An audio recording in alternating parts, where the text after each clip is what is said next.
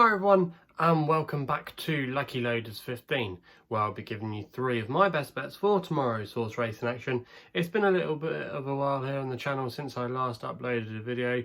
That's because I was away down in Devon for a week. I did say that in my last video, which was just over a week ago now. So if you were wondering where I was, that's why I haven't done any videos recently, because I was just having a short break away. But I'm back now, and we will be doing many more videos throughout the rest of this year, and fingers crossed we can continue our good run. We've had a good summer, we've had a profitable June, July, and also as well August. We keep a full profit and loss in the description box below, so if you want to see my records and how I do, that's where you want to find it. Also as well, another thing as well that I will just quickly mention, if you're brand new to my YouTube channel and watching videos here for the first time, the format is very simple. We back single bets only.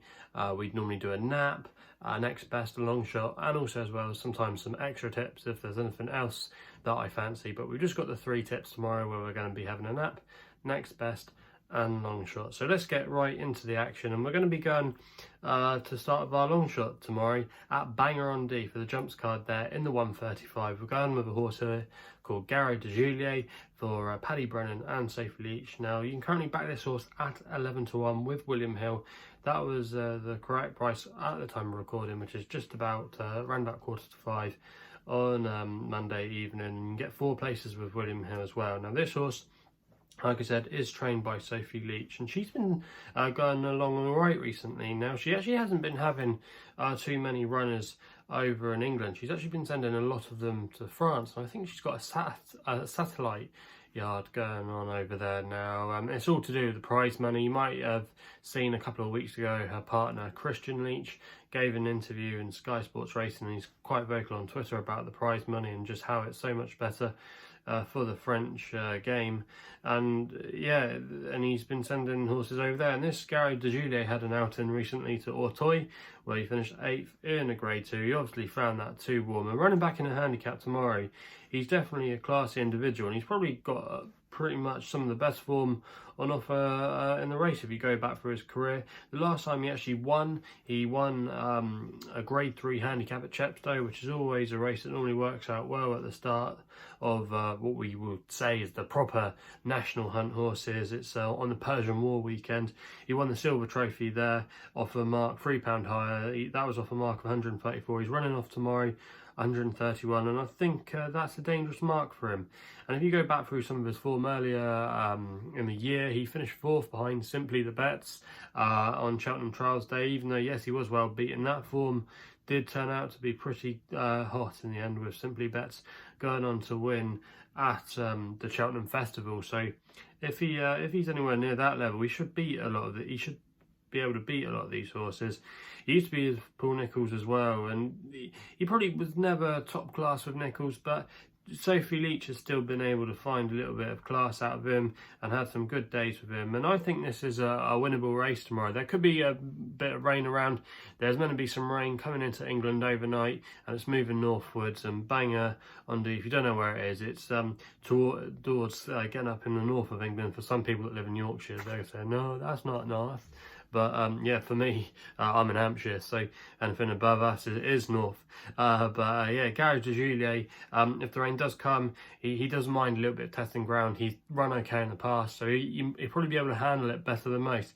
And I just think he's too dangerous to ignore tomorrow. And at 11-1, I'd be disappointed if he couldn't be there or thereabouts. And I just think he's a dangerous player in this field at a double-figure price. So he's going to be my each-weight long shot tomorrow, and fingers crossed he can give us a good run for our money. We then go to the flat for our remaining 2 tips, and we're going to be going with my nap, which runs in the 155 at Catterick. Now I'm going to go with a horse here called Stag for Holly Doyle and Archie Watson, currently back at 3-1, and this is going to be my nap tomorrow. Now this horse, I remember seeing him a couple of times last season.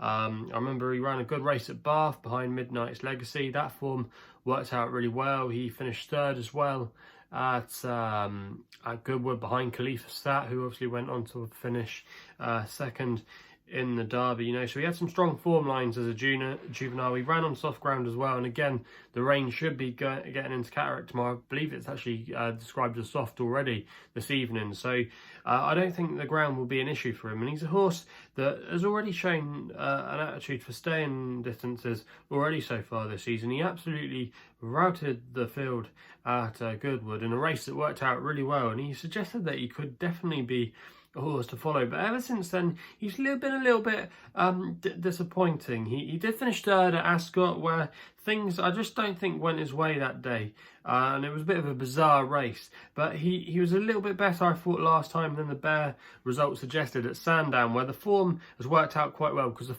he finished fourth in that race, and the winner was Arthurian Fable for Brian Meehan, who brought quite a lot of strong handicap form to the table at some of the major festivals, and he went on to boost that form by finishing second in the Melrose handicap at the weekend. So that's looking quite well.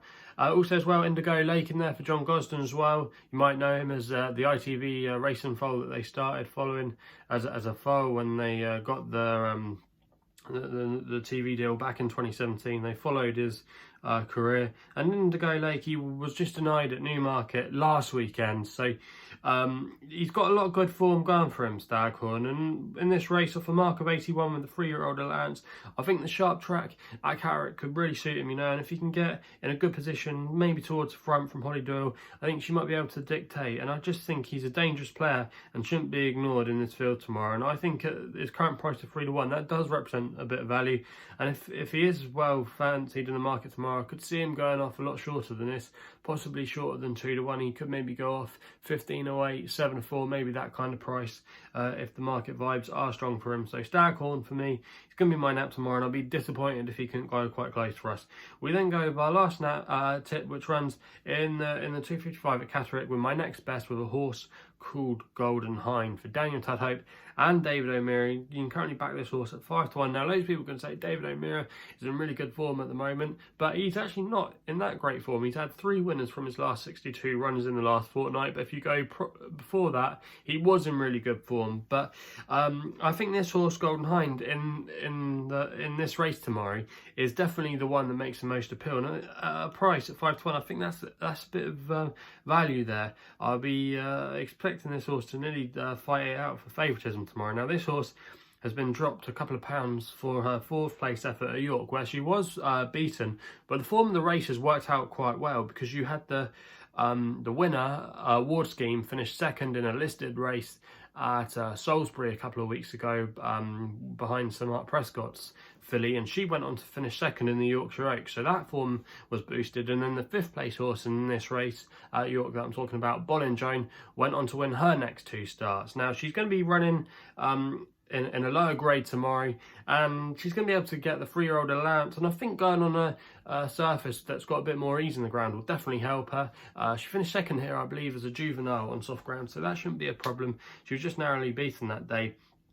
And again, I think she's a dangerous horse to underestimate. I think going up in trip is definitely going to help her as well. And Golden Hind, I think she's got a lot in her favour tomorrow for a good run. And at 5-1, I think that's a fair price there to be taken. And I think come post time, will be a lot shorter. So that's it. And before I sign up, so if you haven't if you haven't done so already, please make sure you hit the subscribe button for more videos here on my YouTube channel. Like the video as well, leave comments in the comments box below. Let me know what you're backing tomorrow. Also as well, if you want to follow me on social media, you can do, where my handle is at LuckyLoader15. And if you want to check out my website as well for a little bit more information about myself and know a bit about myself for a full portfolio of my work, make sure you go to my website, which is in the description box below. Also as well says at the end of this video, which is www.chrisloaderracing.co.uk. So fingers crossed we can return with some winners tomorrow. Please gamble responsibly, always bet within your means, and hopefully we can have a good day. So please gamble responsibly, and we'll be seeing you soon.